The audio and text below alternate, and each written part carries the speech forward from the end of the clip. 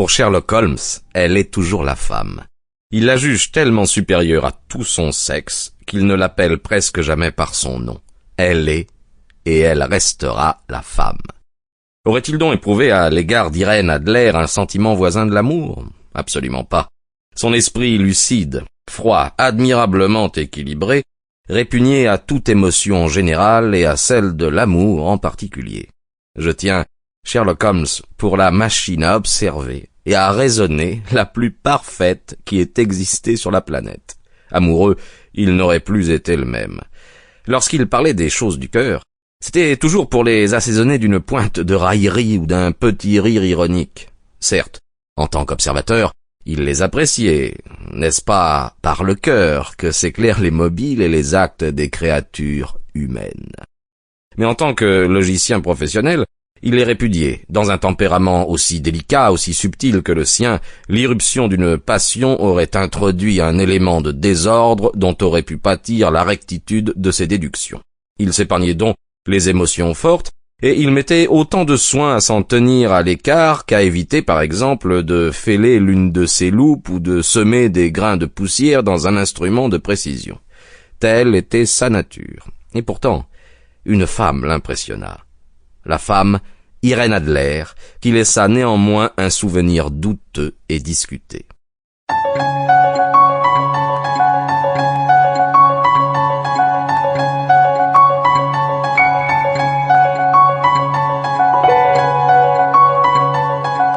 Ces derniers temps, je n'avais pas beaucoup vu Holmes. Mon mariage avait séparé le cours de nos vies.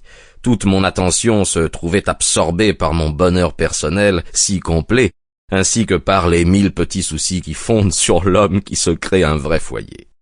De son côté, Holmes s'était isolé dans notre meublé de Baker Street. Son goût pour la bohème s'accommodait mal de toute forme de société. Enseveli sous de vieux livres, il alternait la cocaïne et l'ambition. Il ne sortait de la torpeur de la drogue que pour se livrer à la fougueuse énergie de son tempérament. Il était toujours très attiré par la criminologie, aussi occupait-il ses dons exceptionnels à dépister quelques malfaiteurs et à élucider des énigmes que la police officielle désespérait de débrouiller.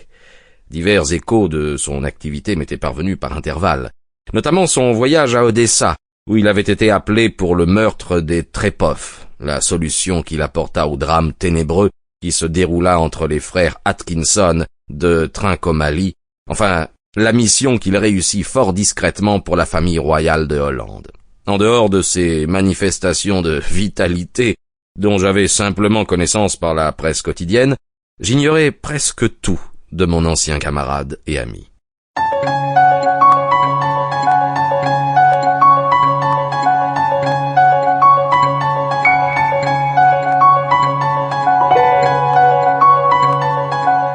Un soir, c'était le 20 mars 1888, j'avais visité un malade et je rentrais chez moi, car je m'étais remis à la médecine civile, lorsque mon chemin me fit passer par Baker Street. Devant cette porte dont je n'avais pas perdu le souvenir et qui sera toujours associée dans mon esprit au prélude de mon mariage, comme aux sombres circonstances de l'étude en rouge, je fus empoigné par le désir de revoir Holmes et de savoir à quoi il employait ses facultés extraordinaires. Ses fenêtres étaient éclairées. Levant les yeux, je distingue même sa haute silhouette mince qui par 2 fois se profila derrière le rideau. Il arpentait la pièce d'un pas rapide, impatient. Sa tête était inclinée sur sa poitrine, ses mains croisées derrière son dos. Je connaissais suffisamment son humeur et ses habitudes pour deviner qu'il avait repris son travail. Délivré des rêves de la drogue, il avait dû se lancer avec ardeur sur une nouvelle affaire. Je sonnai, et fut conduit à l'appartement que j'avais jadis partagé avec lui. Il ne me prodigua pas d'effusion. Les effusions n'étaient pas son fort, mais il fut content, je crois, de me voir. À peine me dit-il un mot. Toutefois, son regard bienveillant. Sample complete. Ready to continue?